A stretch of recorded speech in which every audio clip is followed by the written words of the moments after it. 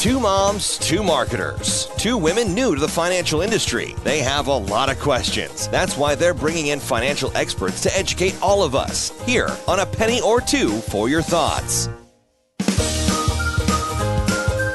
Hey everyone, it's Chantel and Liz with another episode of A Penny or Two for Your Thoughts. Ooh, that was boom. In your face, drop mic, leave room. I know. Episode ready to go. Ready to go. I was like, episode over, and I was like, no, because all you did was say a sentence. And we can't. I know, you I'm can't out. stop Done. the episode at that point. Oh yeah. All right, here we are. Yep. Here we are, the end of the year. Can you believe it? 2023 is almost over. We're like, what, 3 weeks away from it being over? I feel like we were just here in January going, oh my gosh, we're starting the year. It's so exciting. And now it's what happened? Got older. That's what happened. I don't want to talk about that right now. Okay, so I was thinking about this in the car today on the way here. What is a holiday tradition that you have? Do you have you have a little, so you're starting to make those traditions, every year. And she's, such an amazing age, 3 years old when they're I know. She's fun. Holidays. So, well, this is like really the first year she's really grasped the idea of Santa. oh, yes. So she's starting to grasp that and understand that Santa comes and brings presents. Yeah. And so she's really excited about that. However, in her little 3-year-old mind, time, she doesn't understand time. Yes. So like literally 2 nights ago, she looks at her dad and I and goes, when is Santa bringing me my trampoline? Like, number one, we need to wait like a few weeks. Number two, I appreciate that you are feeling very strongly about the fact that Santa is bringing you a trampoline. I will inform our listeners, yes, Santa is bringing her trampoline. Oh, good. Thank you. But like, she is just like, is it coming tomorrow? Like when's, is it here? Is it today? It's like, well, no, you have to wait till Christmas. She's like, she doesn't understand that time, like time for her is just. Right. So it's, I don't know. Yeah. I love that. As far as traditions go, we wake up Christmas morning and we make breakfast together as a family. So we have like this awesome waffle recipe. For listeners that don't know, which most listeners do know because it's most of our friends and family, but like I'm kind of a health nut. So we make these waffles that are made with like applesauce and maple syrup, and like it's just goodness in a waffle. Okay, mix. you cannot drop that on this podcast. You're gonna have to put the recipe on here. Okay,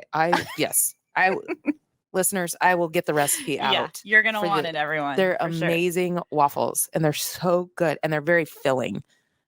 But yeah, so we as a family we've started that tradition, and she's always been able to kind of help. Like even last year, she attempted to crack the eggs or whatever. But yeah. Oh, that's great. So yeah, that's our tradition. We just kind of wake up and do waffles in the morning. How about you? Well, I was thinking about this because the one tradition that stands out is one year. So my boys are 21 and 16. So the Santa thing has come and gone. But when they were littles, one particular Santa told my boys, "Listen, boys, I don't need cookies. My reindeer do not need carrots. I need a ham sandwich and I need a glass of beer." Oh, that's all right. What the Santa laid down for us. And so every year we have to do this. Still to this day, my kids are like, ham sandwich, beer. And so we would get to this point where we would come home from our holiday party at our family, and then we would pour the beer, and my husband, I'm like, "Chad, you got to drink this beer." He goes, "I just had 4 bottles of wine at your parents' house. I cannot drink one more glass of beer." So I was thinking about that and giggling today. So thinking I have to get ham, make sure we have ham in the house for the sandwiches and all the Who things. ate the ham sandwich? He would take a bite of that and then he would throw the rest away and like leave crumbs and things because it was just not happening. He goes, "There is no way this is happening." Like you have no room for that after you just probably consumed. No. Yeah. Yeah. So those are our special thoughts. So shout out to that special Santa that put that into our that holiday tradition. At least it was that and not like some weird I know. It could have been like worse. Spam. Like I want Spam. Yes. And Arbor Mist berry wine. Hey, let's not knock I'm that. not gonna Let's- knock come it, on, but- come on. Or like a wine. Remember wine coolers? Oh, we were just talking about that. Weren't we I talking haven't about- even what were we seen. Yeah, talking we about? were. Oh, clearly Canadian. Yes. Oh God. See, that's Ugh. how our this is how our podcast goes. We just go back and forth. So Yeah, our poor guest I'm is gonna- sitting here just. yes, he's Like, looking at us like I can't keep I got up things with you to two. do, ladies. I'm important. All I gotta right. go. Yes. Who do we have today? Well, I'm you so know excited. what? Our guest today has been in the financial industry for over 16 years. He is a certified financial planner professional with Gustafson Wealth Consultants of Raymond James and partners with his amazing cousin. We got to give a shout Oh, out, Steve Gustafson. Shout out, Steve. Shout out, Steve. Hopefully, we'll get him on here one of these days. That's right. Our special guest is joining us today to help answer our questions on how to prepare for our financial future with the new year just around the corner. So please welcome to the show, Eric Gustafson. Thank you, ladies. Hey, Hi. Good to be here. Thanks for being here. It's gonna be so fun. Okay, Yeah. so you have to answer the question too. What's like one tradition Yeah. that you have? Because you've got kiddos too. Ooh, we have many. My wife likes to start new traditions each and every year, but some have stuck, some haven't.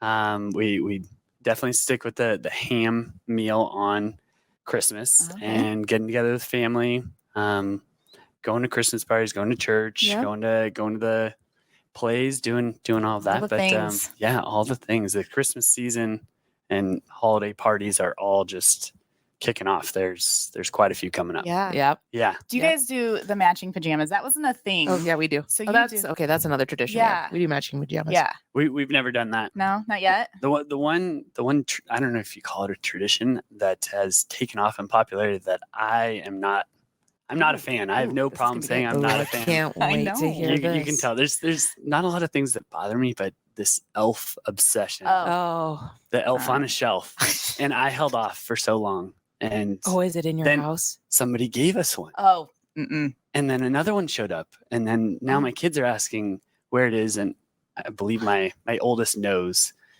like it. The elf doesn't move, but the elf does move, Yes. and yeah, so it's Oh, that's a special time. yes, Oh, my. yes. I don't know where this elf came from. Stay I don't far either. away from I that. see it in the aisles at Target, and like I try to like move the cart Yeah. strategically do around. not do it. Yeah, Do look away not. from it. If Yeah, you haven't look done this, away. do not No. do it.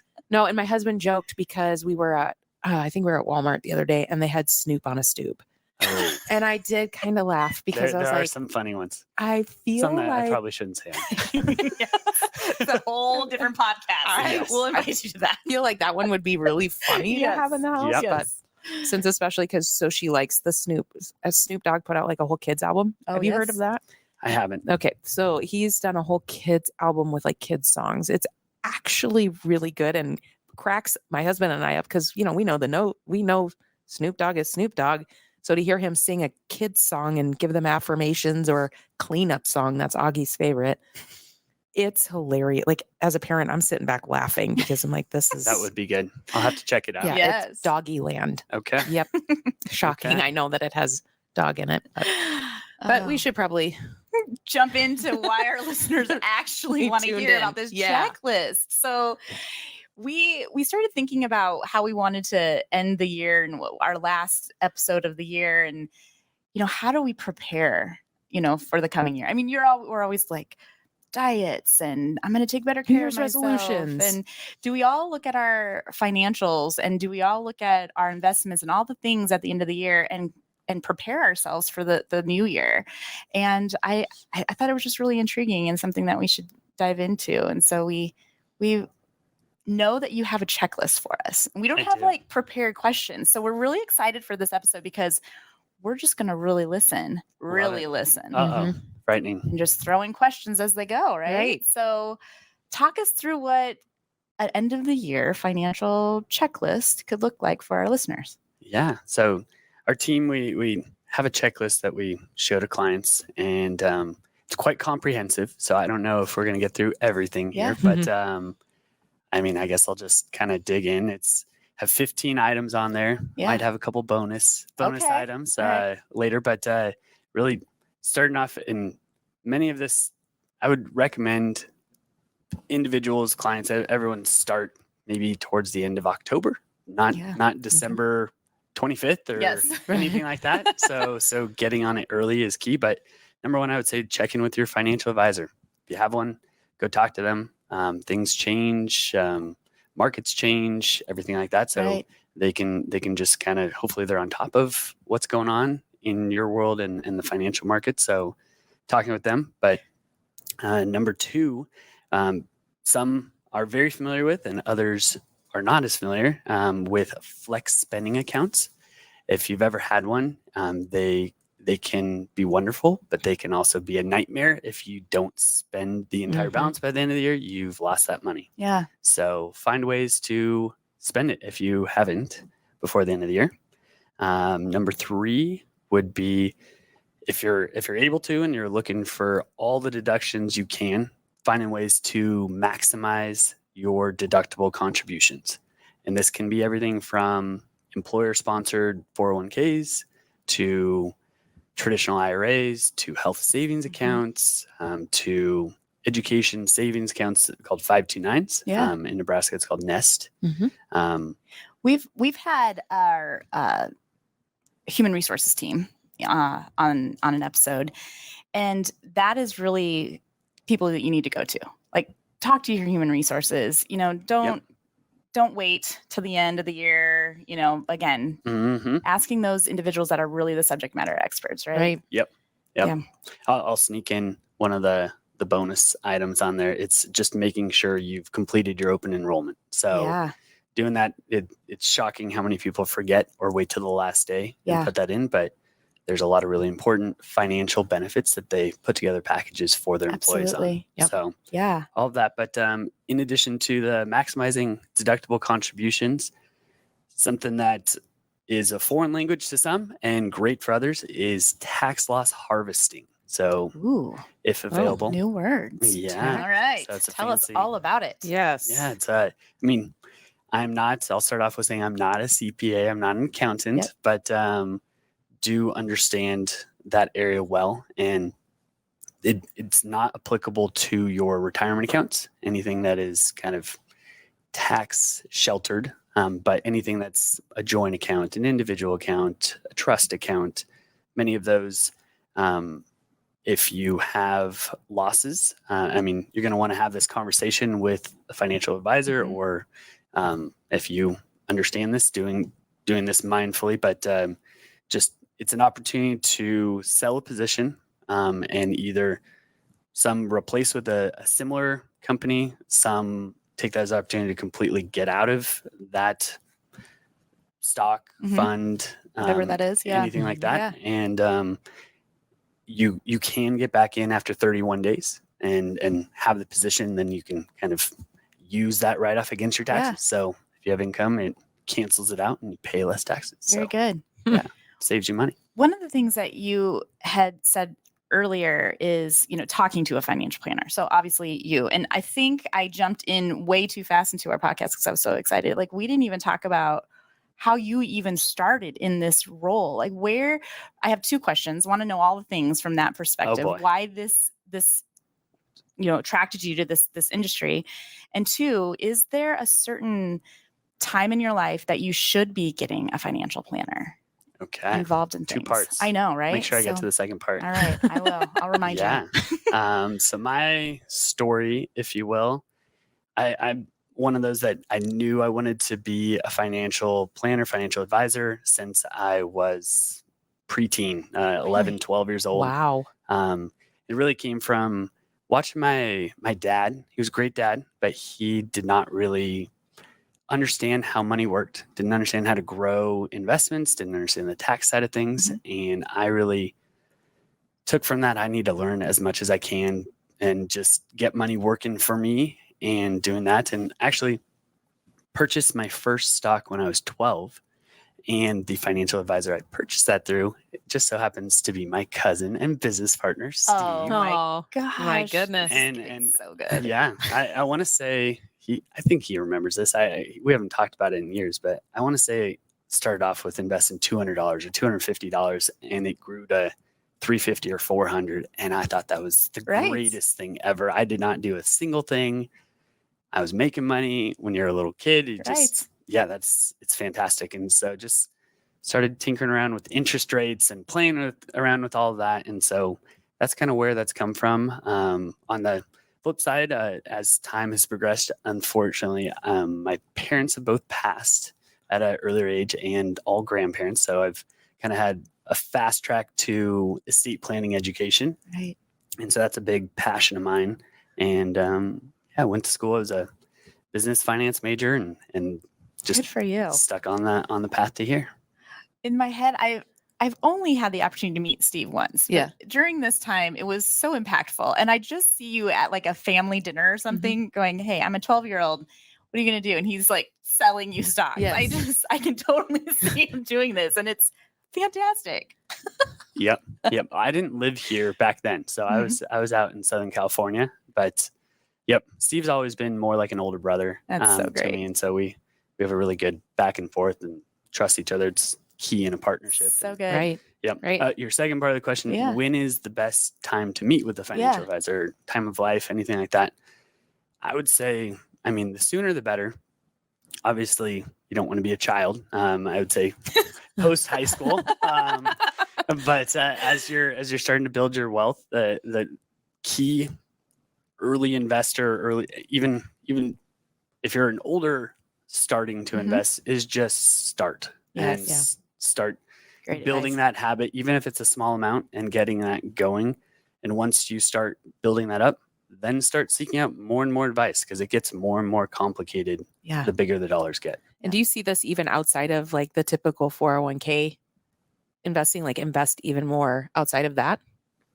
Yes, if they're financially able to. A lot of times we all go through the different phases of life of Mhm. Oh, absolutely. trying to build up a paycheck, to finally having a paycheck, and then taking on all the debt and doing all that, and I'm just trying to live. Yes, Yeah. trying to live, and then finally your highest earning years of life right before you retire, and then you're trying to hold on to what you have and make it work for you. Yeah. So just making it through all those phases.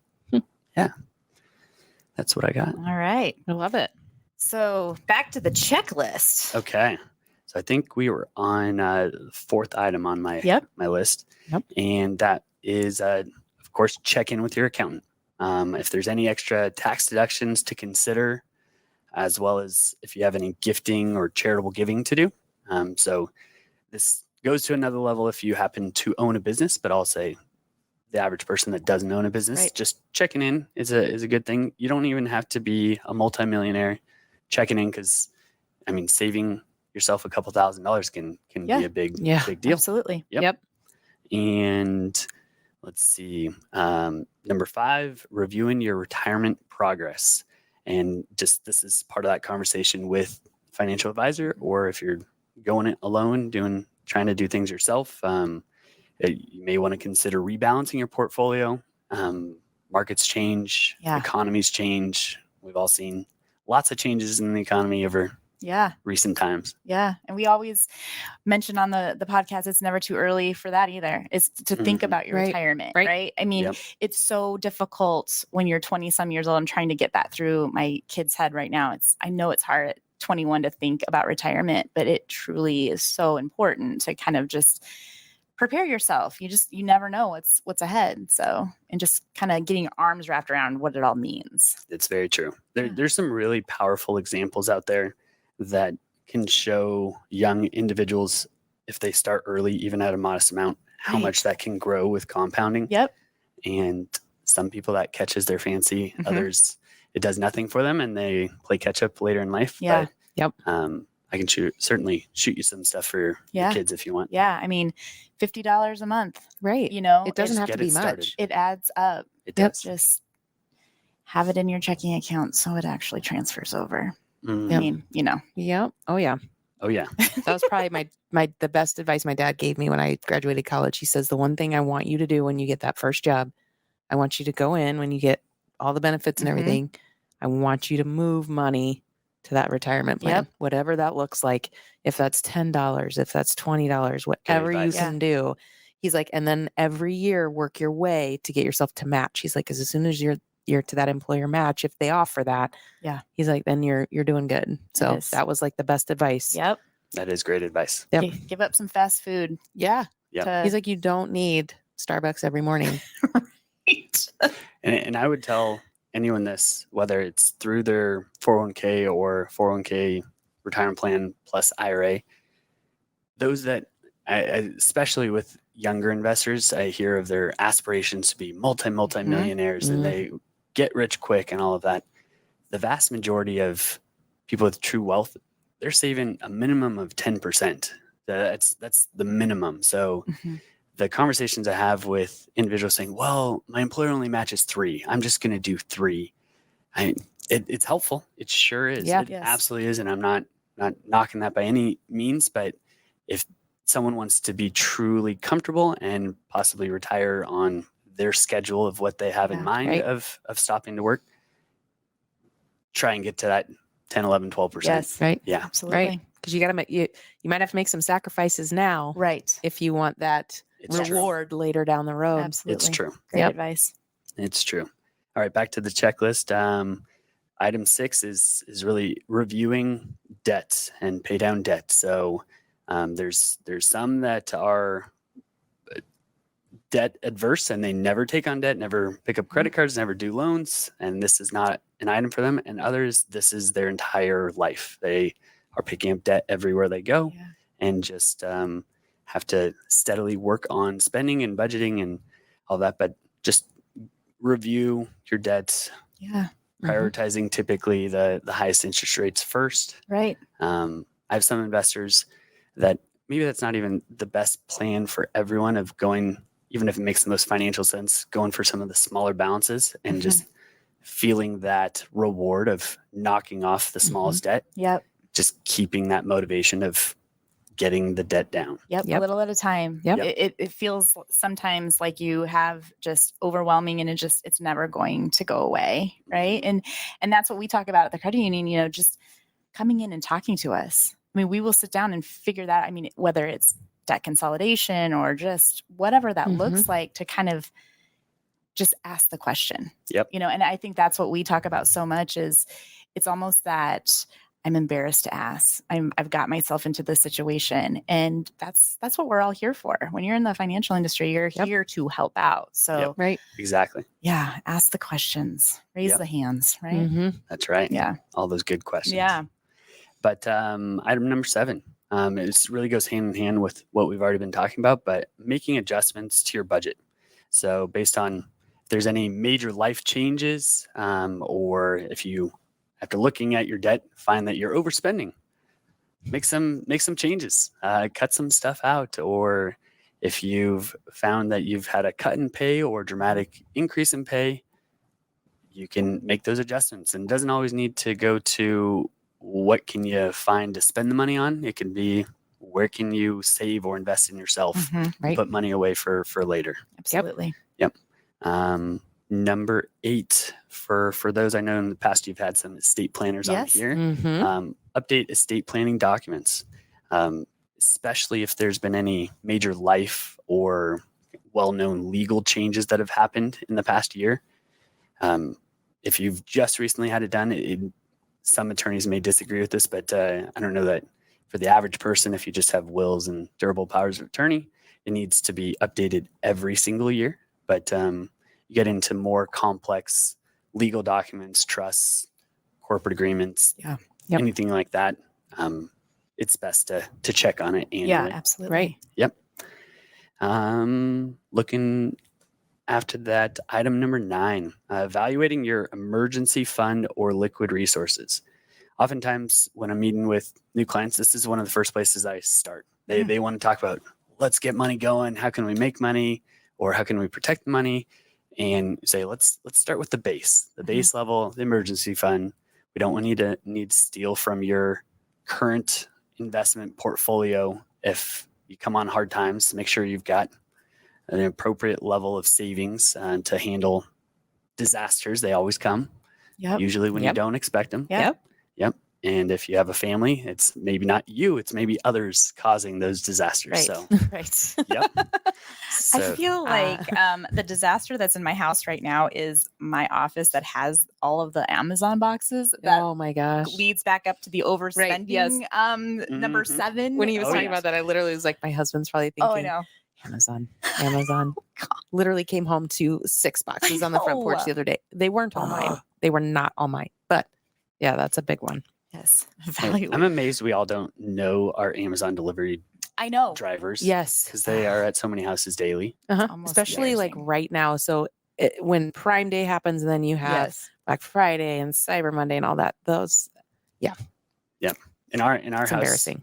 I think you both have a few kids. Mhm. And for us, it's Costco. Oh, Costco yes, that's another one. They take a large portion of our income. They do as well. I feel like when you walk it, like Costco is like Disney. When you Yeah. walk in, Uh-huh. you're super excited. Everybody smiles, and then you walk out, and everybody hates each other. That's how Disney is when you fly in and fly out of Disney, right? You just killed a tree with the Yes. length of the receipt that you're carrying out. Yeah. But they put a orange mark down it to Yep. make you feel Yep. like you've got. But if I have Augie with me, they put a smiley face on it, so that's all good. Oh, Yeah. overspending. Okay. Yeah. Yep. We're there. Okay, so All making right. adjustments. If you can stomach it, I'd recommend everyone pull up those statements if you have the Costco credit card of what you Yes. spend for the whole year, or an Amazon card. Ooh. It can be a Ooh. little jarring, but Ooh, reality check that that's- some need. All right. Oh, maybe Yeah. I feel like that might be Yeah. something we should do. Like, yes. I think that's what a little. that's a great piece of advice. I think I'm Yes. going to do that. Yes. It might frighten you. Yes. It's- I'm pretty sure it's going to, and then I'm going to be very mad at myself. Yes. Like it's going to be one of those. Challenge for Yep. the end of the year. Very good. I love Okay, I like There it. you go. Okay. All right, moving on. Item 10, we're most of the way through this checklist, would be plan for adjustments. There's steadily updating contribution limits. And for those in their retirement years, or if they've inherited a retirement account, there might be possible required distributions. Those get updated each year. And so taking care of all those as changes come. I mean, some are aware, but I mean, even over the past couple of years, I remember on a simple level of an IRA, the contribution limit for somebody under 50 was $6,000 back in 2022. Mhm. Then this year it's $6,500. Next year it's $7,000. And again, these Wow, are maximum contributions. Right. Yep. And these are all indexed to inflation, which we all Right. know there's Yep. quite a bit of that going on. Yes. And so that's why those limits are going up. But just making sure to account for that. If you haven't checked in and you're Yeah. still contributing only 6,000 and you're trying to max it out, you need to Very check good. in. Yep. Let's see. Number 11, for all those insurance agents out there in different fields, they're going to love this, but review your insurance coverage. It's adequate. It really is important. Yeah. Yeah. Some like to overinsure their life, some would say, and others hate insurance and don't want anything to do with it. Yeah. It can be a very valuable piece of your overall financial picture. And really, even those with high net worths, it's very important at protecting yourself. I Right. mean, you can Right. imagine if any one of us didn't have health insurance Right. and you had a disaster diagnosis that cost $500,000, Yes. $1 million for treatment. Right. That would put a big damper in Right. anyone's life. Yep. Absolutely. Yep. Let's see. Item 12. This one seems so straightforward, but it's often forgotten, is just reviewing account titling and the beneficiaries that they're current. Life changes, people have more kids, or they have beneficiaries that get older or pass away, and just making sure that's current. I would say the worst scenarios that I've seen or heard of is especially those that unfortunately find themselves getting divorced, and they have if they are not in a friendly relationship, Right. having the ex as the primary beneficiary. So checking on all of Right. these things Right. is really important. Yep.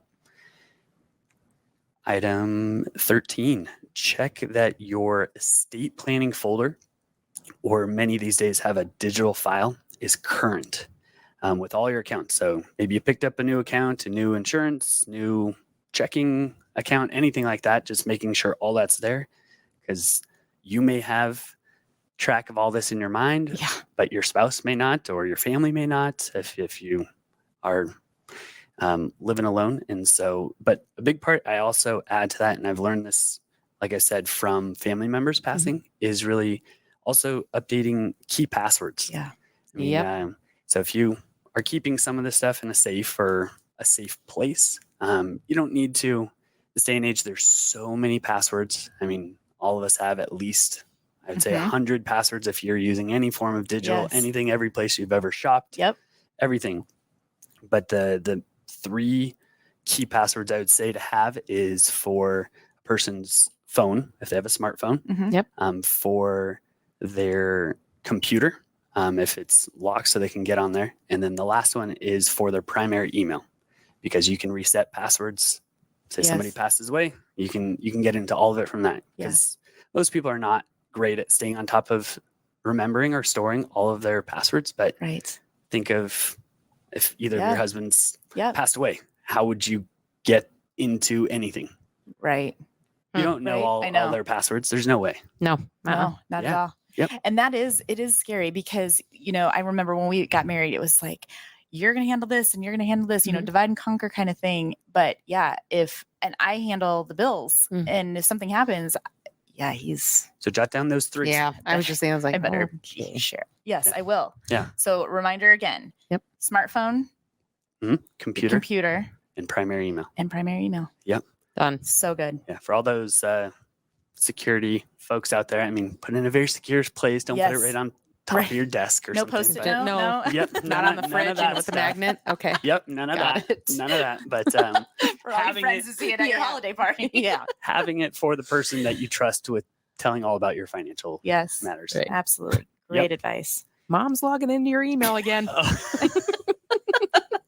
Oh boy. Yeah. Oh boy. I don't want to do that because my husband feeds her drinks at Christmas. And so that could just be, This is Fun going to be shit. a whole nother podcast as That'll well. be a whole nother So podcast. good. Oh wow. thankfully my mom doesn't listen to podcasts, so I can talk about her. There you go. Yeah. Last couple items here is have a conversation with your spouse, children. Usually it's adult children or a family member. If you're living alone, hopefully you have some family or a close friend, somebody that you trust. If you feel up to it, talk about your plans or goals, even financial goals for the coming year. And if you don't quite feel safe enough having some of those conversations, I would say at least tell them the location of where your estate planning folder is, or that right. digital file. Yep. So that something happens to you and that's the person that's going to take care of your matters, they know where to go. Yeah. Yeah. It's not a fun conversation. It's Everybody puts it off. And then sometimes then it's too late. Right. And so having that pre-conversation, just like it is what it is. I mean, we know what's going to happen eventually. Right. It's just sitting down. It's just another business type thing you have to do. Right. As adults. We have to look at it as we're setting up the people around us for Right. success, because, we're gone. So the truth of the matter is we're not going to be here to care about it. So we need to set them up for success. And so having that conversation, making sure that they have what they need to continue to do the things that they need to do. Like you said, you take care of all the bills. I take care of quite a few of the bills at our house too. So it's a matter of setting Chris up so that he's not fumbling. Right. Or trying to Adding more stress. in an emotional right. situation. And True. I can't trust my 3-year-old with it. So No. she would put it up on the fridge. Yeah.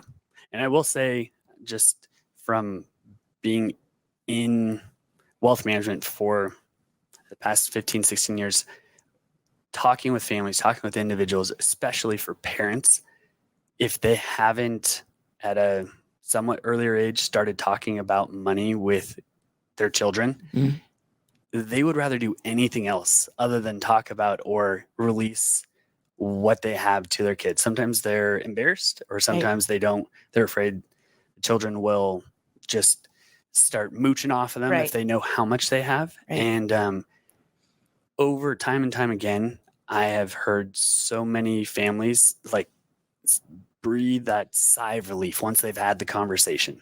Yeah. And usually the kids understand. And I mean, it's really just laying it out there. Hey,